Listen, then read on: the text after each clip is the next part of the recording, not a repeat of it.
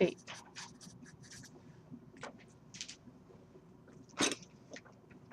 You said to page 260?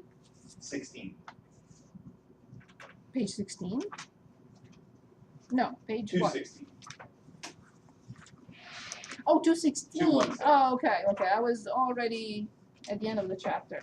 Okay, and the problem one more time? 56. 56. Very good. Is it from the checklist? No. Arc sine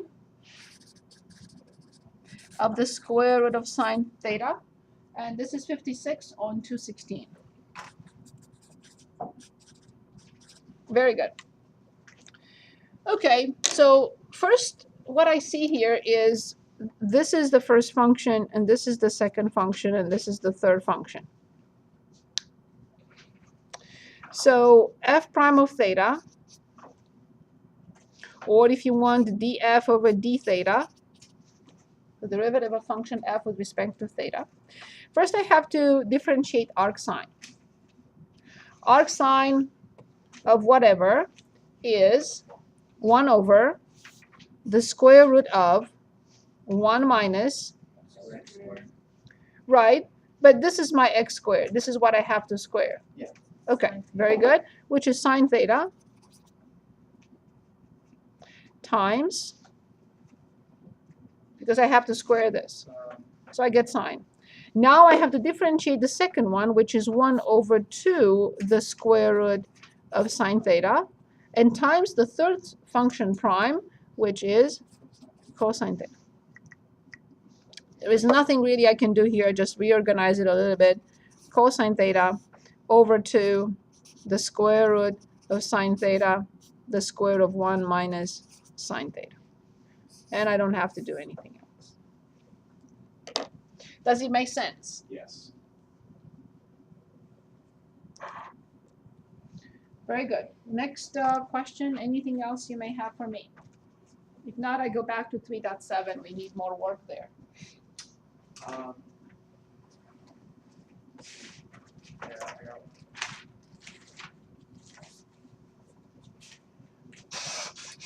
one. 216, number 65.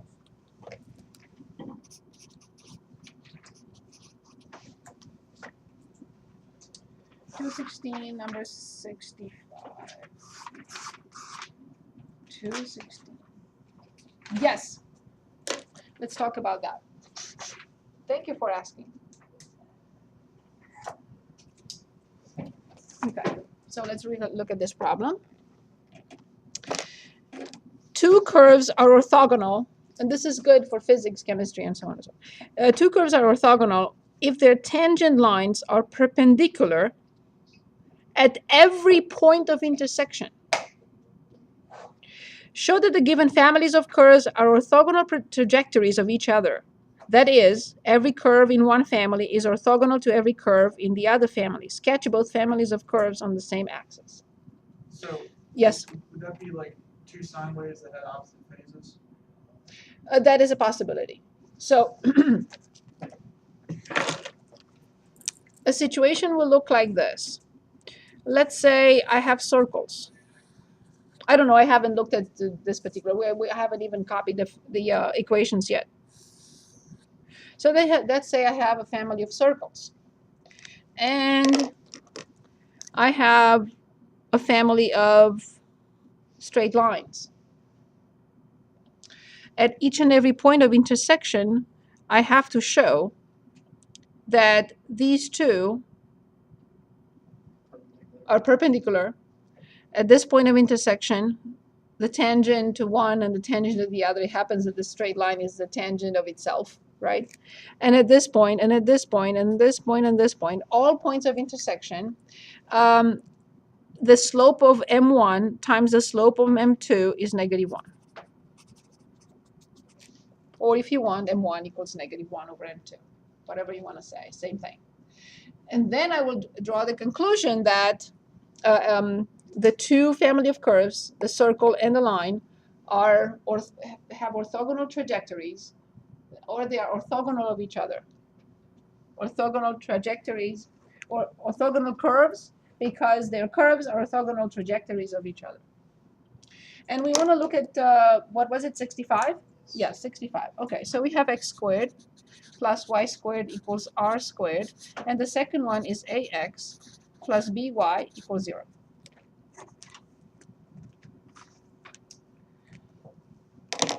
Okay. First of all, what I would like to find now is points of intersection.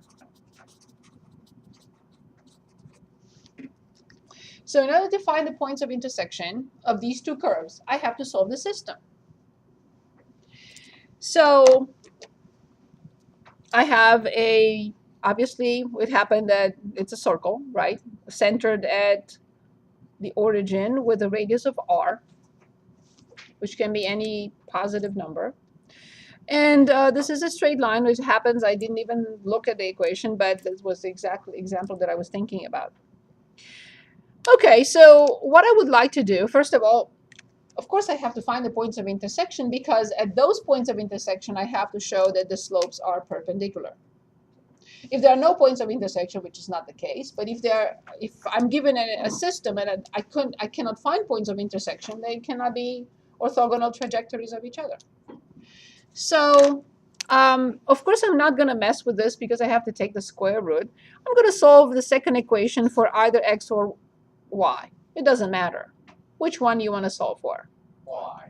Okay, so I'll move y to the other side. So I have ax equals negative by. So then y equals negative a over b times x. So y is negative a over b times x. I will plug this in the first equation, replacing y by a squared over b squared times x squared.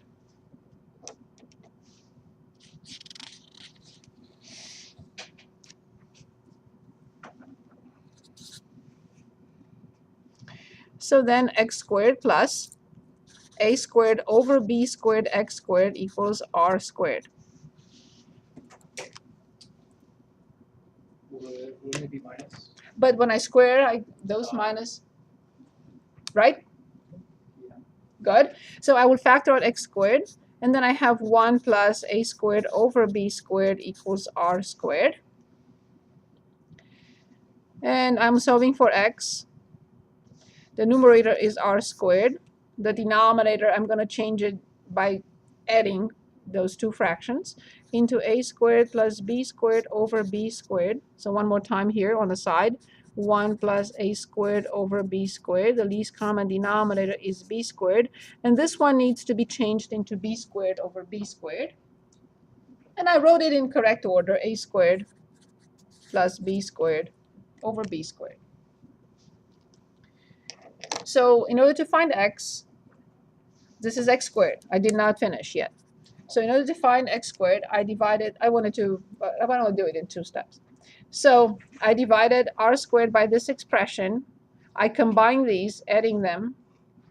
And of course, when I flip the denominator, because these are 2 fractions, r squared over 1 and this, so then it's x squared equals b squared r squared over a squared plus b squared. So finally, I take the square root. How many solutions do I have to get? 2, because I cannot forget the plus or minus. So this is plus or minus br over the square root of a squared plus b squared. Can we skip back and you're probably just going to tell me, just remember before, how did the b squared how did it become a squared plus b squared? In order to add fractions that do not have the same denominator, I have to change this into b squared over b squared. Now I can add them, and I get a squared plus Okay. b squared Yeah, over b that's squared. what you said, you just skipped that step. Yes, that's why I put it on the Yeah. side. Okay. Everyone with me? Okay, so this is just x. Obviously, it appears that there are 2 ordered pairs. One, br over the square root of a squared plus b squared. The other one with negative br over the square root of a squared plus b squared. But that's not enough. I need to do what? You did plug in x Yes, for the y. yes, right here, to determine the y. So I have to multiply this by negative a over b. The b will go away, and the opposite sign. So this will be negative ar over the square root of a squared plus b squared, and this will be positive ar over the square root of a squared plus b squared. Let me do this. Let me show you with positive.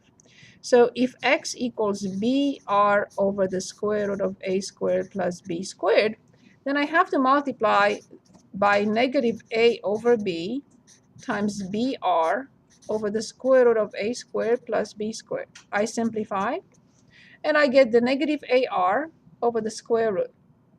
And this will be the opposite, because I have to use the negative. Second one will be negative, with negative will be positive. Is this okay so far?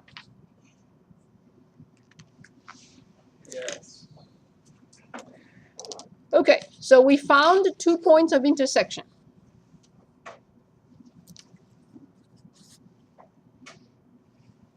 I'm going to create a table.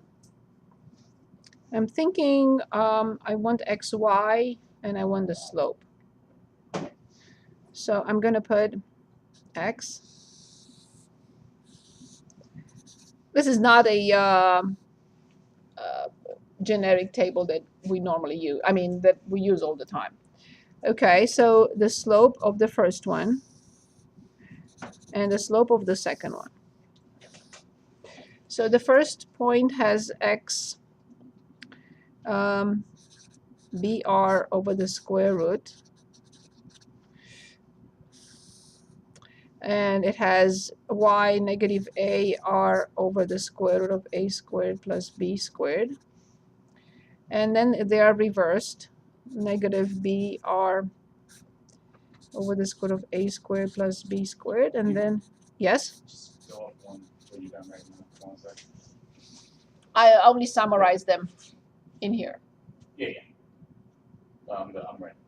You're good. That changes. Okay, so now I go back to the system, which was x squared plus y squared equals r squared, and it was ax, right? Yeah, Lost yeah, one. Ax plus by. 0 or Yeah. by, I'm sorry. Good. From here I need y prime, and from here I need y prime. Why? Because that's m1 and m2. Okay, so let's find y prime. Y is a function of x. Should we take the x? There is no need. We will use implicit differentiation to find dy over dx for both of them.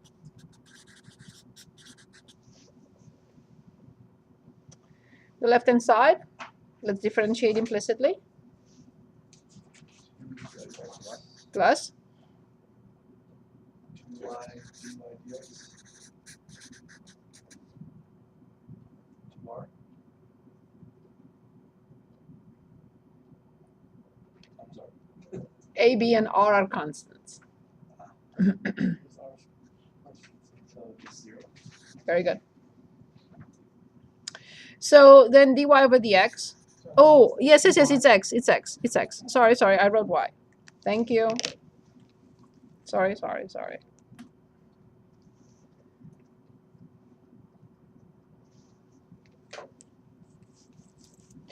So dy will be negative x over y. dy over dx will be negative x over y. We divide both sides by 2. We move x to the other side. We divide by y. It's negative x over y. Okay, so this is m1.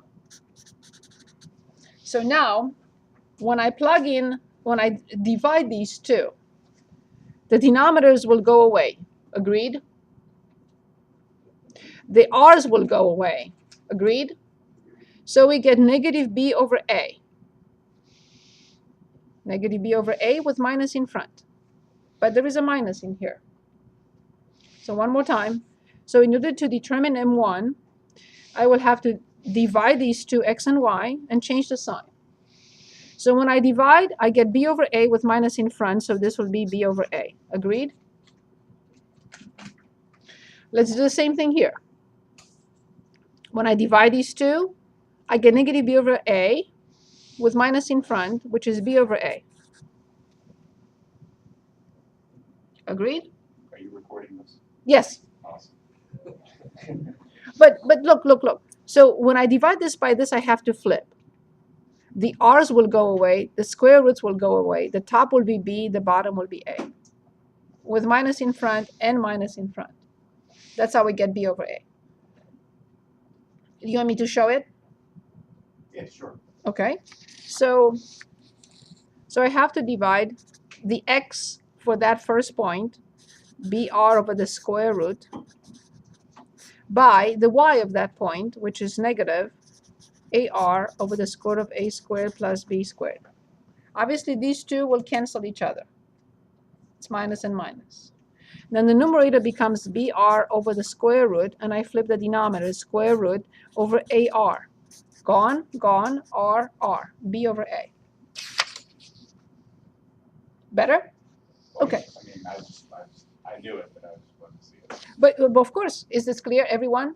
Yes? Okay. So now I have to determine M2 from here. I differentiate implicitly, so let's find M2.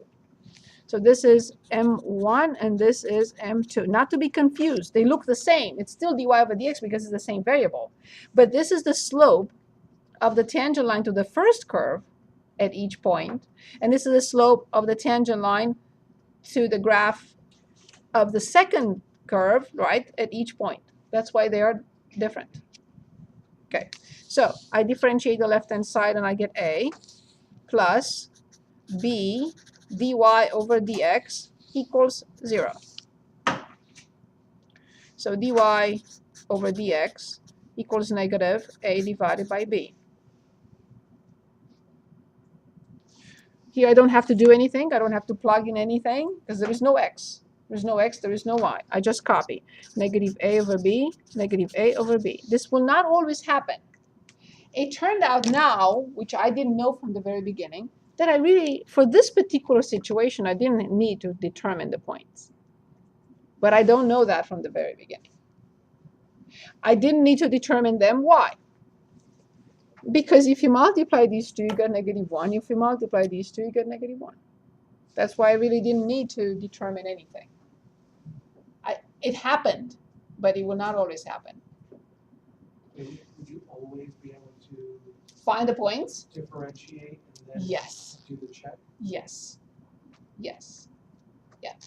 So the check is the product is negative 1. Of course it is. B over a times a over b with minus in front, the product is negative 1. Of course it is. So now here's the conclusion. The two curves are orthogonal trajectories of each other. At each and every point of intersection,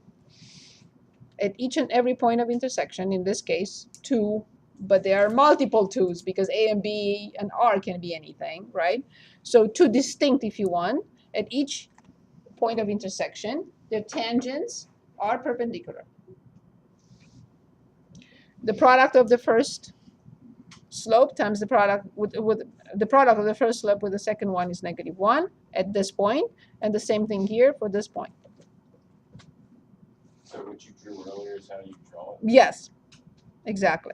I didn't even know that that was the case, but that's what I could think of it right away. So I'll say the two curves are orthogonal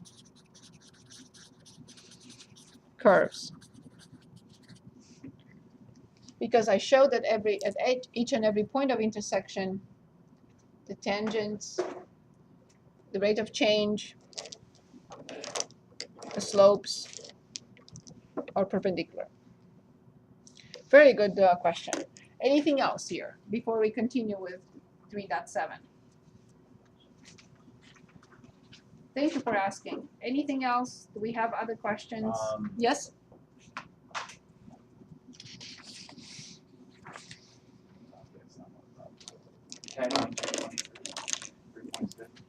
So in 3.6, and you said number 10. Yeah.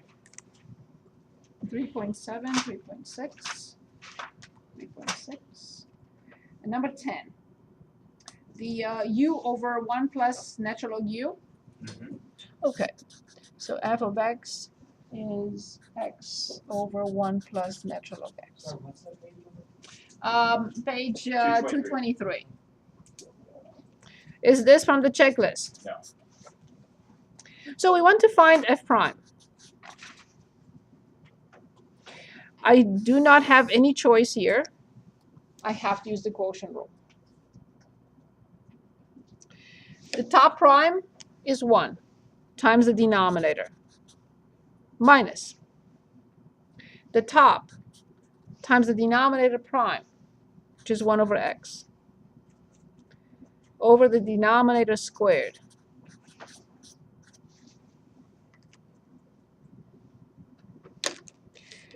X with x go away. I get -1 that cancels the positive 1 from the beginning.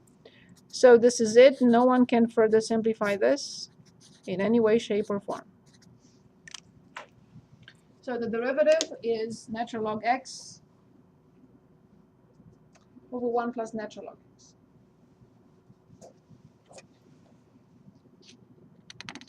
Because this is 1 with negative, 1 goes away. Good. Other questions here? Anything else?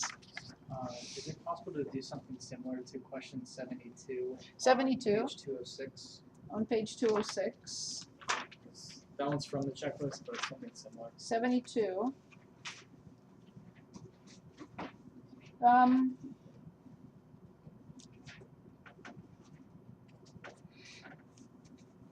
What about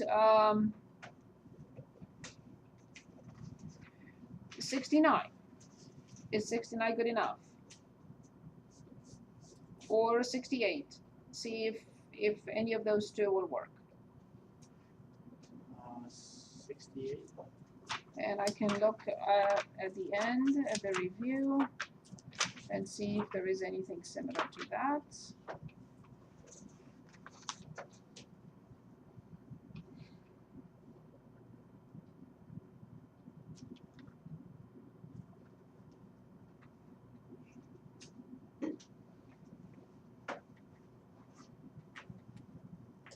Is that good enough? Any of those? Yeah, I mean, if you think that the process within 68 is fairly similar, then Yes, yeah, I'll be good with that. it's a product. It's a product. 60. So in 72, you have a product. That's the only difference. Okay. 70 is a product, h of x. So if you're looking at 70, we have h of x, which is e to kx times f of x. So that's, we can change this instead of f of x into x to the 4th power. So if I want to find h prime of x, I will use a product rule. I lost track of my page number, so 3, 4, 5. Okay. So the first function prime is e to kx times the inner function prime, which is k, multiplied by f applied to x to the 4th, and then plus e to kx multiplied by f prime of x to the 4th times 4x cubed. And the same procedure applies when you need to determine f prime for that product.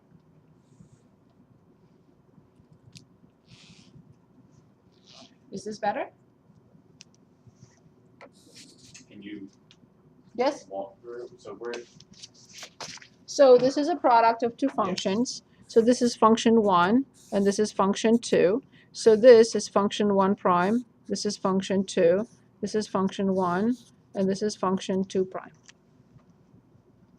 So the first function prime is this times the second one plus the first function times the second one prime. Okay, because the e and the x are simple functions. Yes. All right. Yes, please. This was on page 207. 206. 206. Is this okay? Yep. Other questions for me?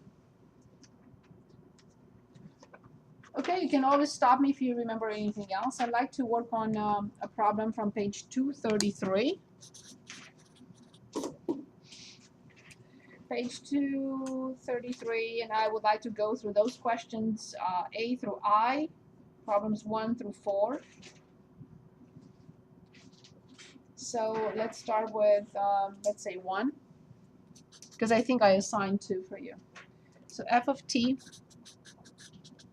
is t cubed minus 12t squared plus 36t. Bless you. A particle moves according to a law of motion, which is S, which is this. This is the law of motion. It's given to us, f of t. T is time. It's a number greater than or equal to 0. It's measured in seconds, they say. And S is measured in feet, or F. F of t in feet. So this is the setup. Part A, find the velocity at time t. So obviously we have to find v of t. 3t. Correct. So let's write for everyone to see it's f prime of t, but you're right. It's 3t squared minus 24t awesome. plus 36. Good. I would, if I could, I don't know if I need it later or not, but I would get this ready, factoring out a 3. And then I have t squared minus 8t and plus 12. And see what I can come up with. And it turns out that this is t minus 2 and t minus 6. I may need it like this or not, we'll see. You will see what happens in chapter 4. In this, any derivative, we are going to try and simplify it or factor it, or so that it's ready when we want to set it equal to 0. We'll see if we need this down the road. Okay, this was part A, and we're asked to find the velocity at time t. That's it. This is good enough, and this is good. We'll see which form we need if we need it later. What is the velocity after 3 seconds? Use both 3 and then 2. Exactly. So v of 3 seconds. I prefer to plug it in here because 3 minus 2 is 1. And 3 minus 6 is negative 3. 3 times negative 3 is negative 9 feet per second. And you can say, oh, what if I want to plug it in here? You have to get the same answer.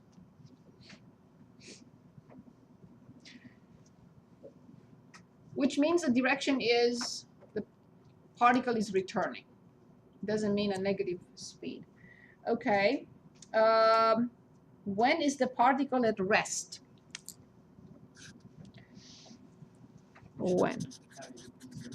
When particle at rest,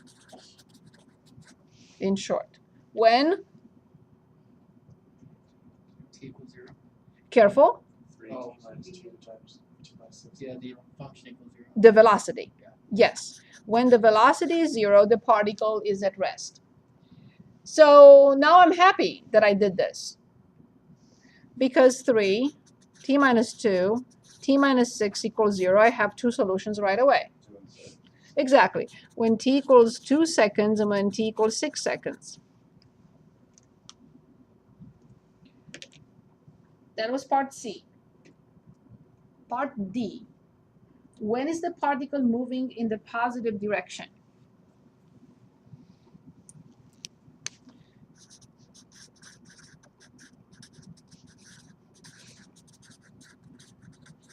Okay. When the velocity of t is greater than 0, or positive, then positive direction. When the velocity of t is less than 0, the particle is going in a negative direction. Okay, so let's take a look. The velocity, v of t, is 3 times t minus 2 times t minus 6. That's why in pre-calculus we discuss studying the sign of an expression. So t, 0 to infinity, you can say not so fast. Okay, well, but it's greater than or equal to 0. So I have the first factor, which is t minus 2. I have the second factor, which is t minus 6. But what I really want to study is the sign of v of t, not just one of the two or the other, one or the other. So in the table at the top, I need to put in the values of t that make these two factors individually 0. Well, exactly. I already know those. So I have to have 0 here, and I have to have 0 here, and obviously 0 here and 0 here. Because the velocity is the product of those factors. So if either one is 0, then the product must be 0. So what I try to get my students to realize is that these two are linear functions with positive slope. They look like this. They come from negative values and they go to positive values. If I had the other type of linear function with a negative slope, they would have come from positive going negative. But I don't really need to plug in numbers. You can if you want to. But it's obvious that it's coming from negative and going to positive. So negative, positive, negative, positive. Linear functions with a positive slope. The first one crosses the x-axis at 2, the second one at 6. So now the product here between 0 and 2, the product is, I'm sorry? You still say it's negative even though it's 0, they're all 0? 0 minus 2 is negative. That's okay, that's okay. But would it be positive at the bottom because they're both negative? Exactly, that's why I'm asking, because it's a product. Yeah. Exactly. So both are negative on the first subinterval. What is the product? Correct. In the middle, one of them is negative, but we don't count positives. Negative and no negatives. Right. So now from here, it's very clear when the particle is going. Do you remember this chart with this sign? So now it's very clear when the particle is going in a positive direction. Between 0 and 2 seconds, the particle is going in the positive direction. It got to a point where it's 2 seconds, and now it's coming back. Between second 2 and second 6, it's coming back. And after second 6, it's going again positive.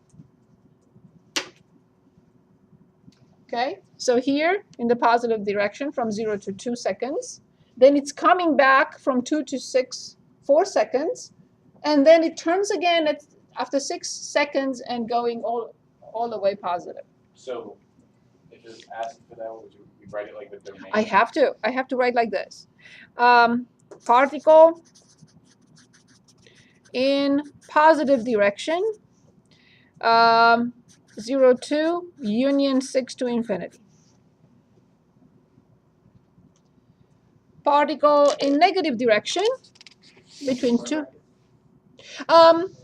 No, because this is the trend. Is at any particular point is not. It has a particular value. You could, but I would leave it open. But you could put the equal symbol. So if you touch two, Yeah, I would agree with both. Yes. So particle in negative direction between 2 and 6.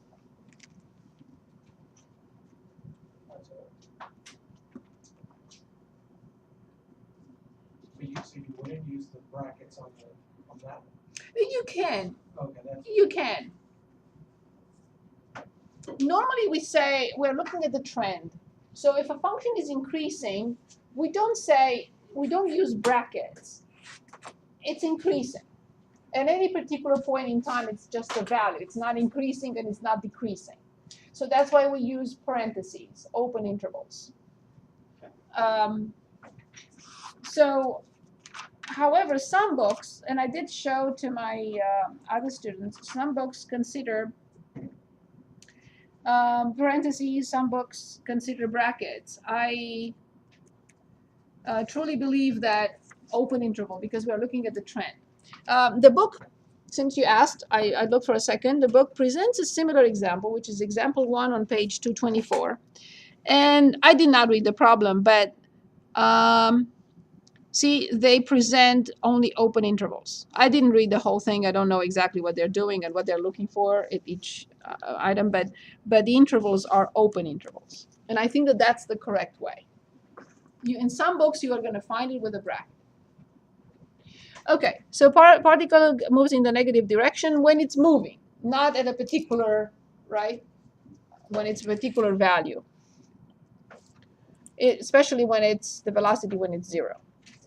Okay, so this was D. Okay, I'm back. Where is it? Find the total distance traveled during the first 8 seconds. E, total distance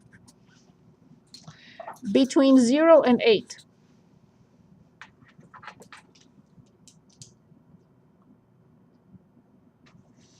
The total distance has to be the distance between 0 and 2, plus the distance between 2 and 6, and plus the distance between 6 and 8. They are limiting us to 8. So it has to be the absolute value, plus the absolute value, plus the absolute value.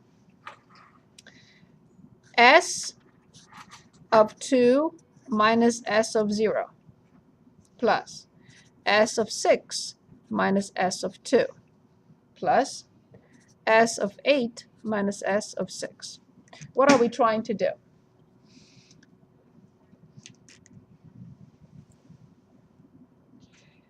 No matter which direction the particle is going, whether it's going in the positive direction or the negative direction, the distance gets accumulated, right? So that's the reason why we have to add up all these distances.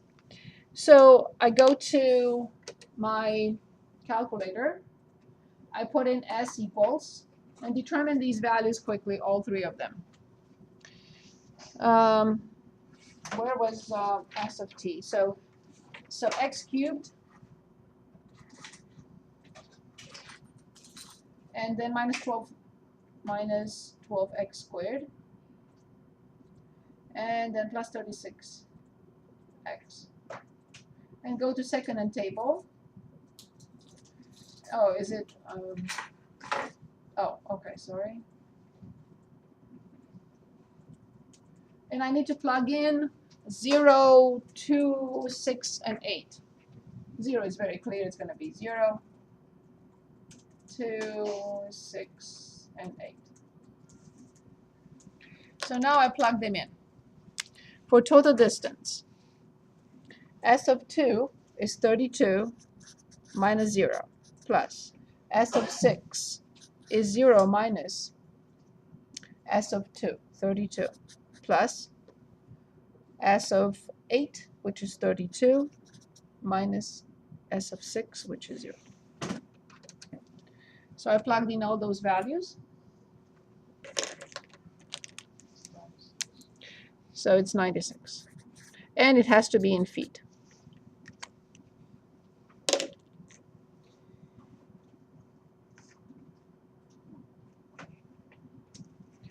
Now in F, it says draw a diagram. So let's draw the diagram that we already did. So so the particle for 2 seconds goes this way in the positive direction. So this is t equals 0, and this is t equals 2. Then it turns, and it goes 4 seconds this way. So this is t equals 6 seconds. And then it turns and continues to go positive. So if you want, this is the point t equals 8. So this is all in seconds. So this is the diagram. It goes in the positive direction, then in the negative direction, and then forever in positive direction according to this. Find the acceleration at time t and after 3 seconds. So this was F, G.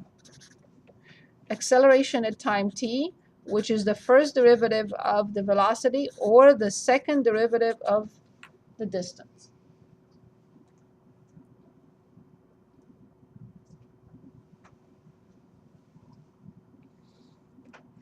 So we had, I have to go back to the velocity.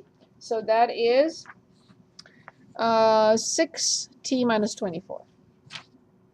6t minus 24. And now they are asking us to find the acceleration after 3 seconds, I think, yes? So I plug it in. 18 minus 24 equals negative 6 feet per second squared. It's the rate of change of velocity, so it's velocity with respect to time. Velocity is measured in meters per second divided by seconds. That's how we get the measurement unit feet per second squared. Okay, and then they want us to graph with the graphing calculator. We can do that. And then the last question, which is I, when is the particle speeding up and when it is slowing down?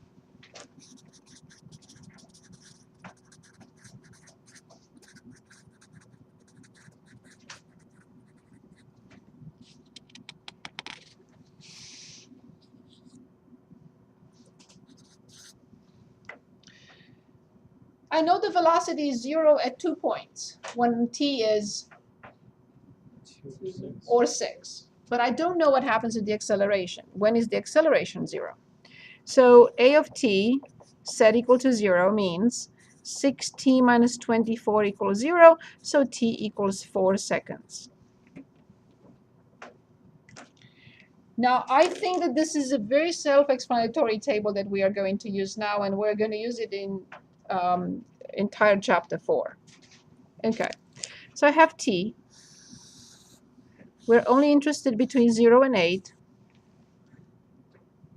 So this is still part of I, right? Yes, still I, yes. We have not decided yet when it's speeding up and when it's slowing down.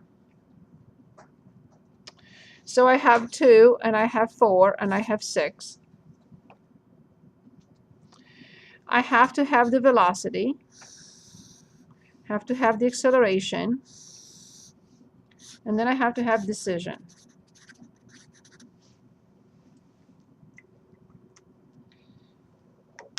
I copied the result of the first table where we had 0, 2, 6, and 8.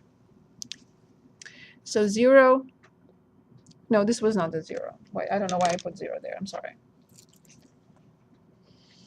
It's 0 at 2 and 6. That's what I wanted to do. 0 at 4, right? Or the acceleration is 0 at 4. The acceleration is 0 at 4, correct? I need to copy the signs, and if you remember, we had positive and then negative and then positive. We know that from the previous table. Now, again, the acceleration is a linear function with a positive slope, so it has to look like this. It has to come from negative values and go to positive values after crossing at 4. So this must be negative, and this must be positive. Okay. So now we see that we have 1, 2, 3, 4 subintervals. We're not doing anything with these. We're not multiplying, dividing. We're just discussing now the situation. On the interval 0, 2, the particle moves in the positive direction. So this is its speed, right, the rate of change. But the acceleration is forcing it backwards. The two forces are not working together, either in this direction or in this direction. One does not increase the other. It does not help the other. So what does the particle do between 0 and 2 for sure? Slows down. Yes.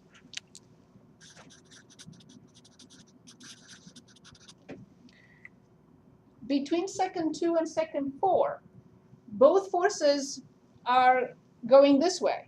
One is helping the other. It's like I gave you that silly example, which is not that silly. I ride my bike, and I have a backwind. So the backwind helps me speed up. Right. So this is speeding up. In the negative direction, but it doesn't matter. The particle is speeding up. What does the particle do between 4 and 6? Slow down. Yes. And what does it do between 6 and 8? Speed up.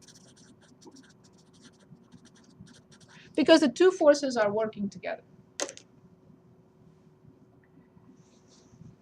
Any questions on this? So for Yes. H, it's just putting in the equations that we found for. Yes, and studying the sign. So this whole chart does nothing else but study. Oh no, sorry, for H, when you put it into the graphing calculator. That's just taking like all the functions that we found. Yes. Okay. Yes. And I do like, there is a, they copied, there is an example in the book, and they copied this. So, last time. Okay, so here it is. So this is the cubic function, which is the distance, right? The cubic function. This is the quadratic function, which is the velocity. And this is the linear function that is the acceleration. So once we graph all three, look what happens. Disregard the distance. Disregard the red graph. See?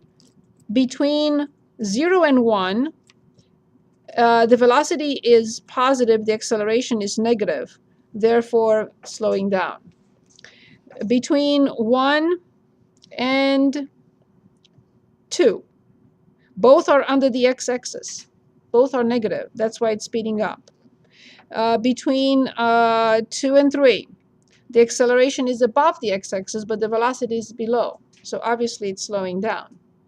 And finally, after 3, both the acceleration and the velocity are above the x-axis. That's why the particle is speeding up. So this is what we're supposed to look at the graph. So I'll let you do that when you get the chance. Put in all three functions in the graphing calculator, and you will see. In my case, it will be nicer because I have these colors that I'm not sure whether your calculators. So let's do that.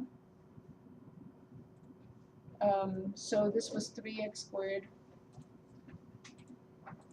and minus 24x and plus 36. And the very last one, it's 6x minus 24. 6x minus 24. I have to adjust the viewing window. I only want 0 to 8. I don't care for anything else. I don't know how high and how low. I see here certain things happen, so I'm going to say negative 40 to positive 40. I don't know if that's exactly what I need. I may go back and readjust. So here comes the cubic function, which is the distance. Here comes the quadratic function, which is the velocity. And here comes the acceleration. So as we discussed, between 0 and 2, slowing down. Between 2 and 4, they're both under the x-axis, so speeding up. Between 4 and 6, the acceleration is positive, but the velocity is negative, so it's slowing down between 4 and 6. And between 6 and 8, both are above the x-axis, so the function, the particle is speeding up. Very good. Any questions? So this was all possible because we know how to differentiate and we know what derivatives mean. So now if we would like to summarize in a couple of sentences what we studied in chapter 2 was to understand what a limit is, right? And how to determine the slope of the tangent line, or the secant line first and then the tangent line. So what did we do in chapter 3 so far? We determined what we determined basically in chapter 2, but with differentiation rules. And what are we doing now? We're applying the concepts of the derivative, or the concept of the derivative in applications. Any questions for me? We do not cover 3.8. It's considered part of pre-calculus. So we're going to move directly to 3.9. Now, 3.9 deals with another huge application of derivatives. 3.9 related rates. Now, there is never going to be enough work or enough examples